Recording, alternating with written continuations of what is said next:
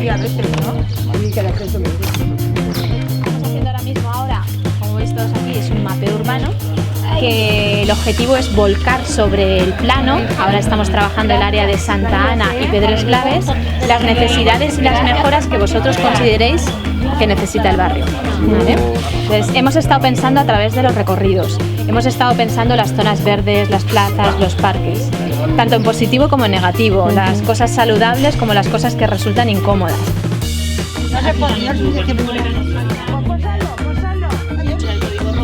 Sobre el... Ya a veces cogía y en lugar de bajar por esta calle, me bajar por el coche, las reglas. Yo de ahí no me traía de coche. Pues también,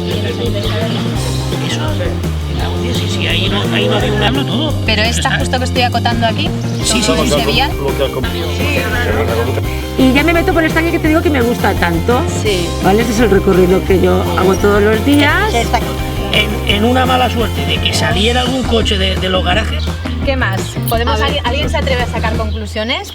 Recordemos que el rojo es peligro. Bueno, cada metro hay un punto. Sí, sí. Están orgullosos de esta calle. Sí. Pues la experiencia és molt constructiva i a més és que jo tenia molta curiositat perquè no sabia exactament què era a què se referia el tema del mapeo, però m'ha sigut superinteressant i a banda és una de les poques formes que n'hi ha de solventar els problemes de la ciudadanía. ¿Quedaba alguna cosa? Sí, era un poco más arriba, saliendo de la calle de P3, hay una tira, o sea, la calle P3 y vas ya a coger la calle Emilio Llopis. A ver, calle P3. Pues una buena experiencia porque hace falta escuchar a la gente de la calle para ver las cosas que se pueden mejorar en el pueblo. Totalmente recomendable y para mejorar el pueblo que sea súper necesario estas cosas. Sí, Manu, la casa de la juventud. Sí, claro. Dos equipamientos. Quan una reunió així no se fa molt bé. Jo de veres t'ho dic.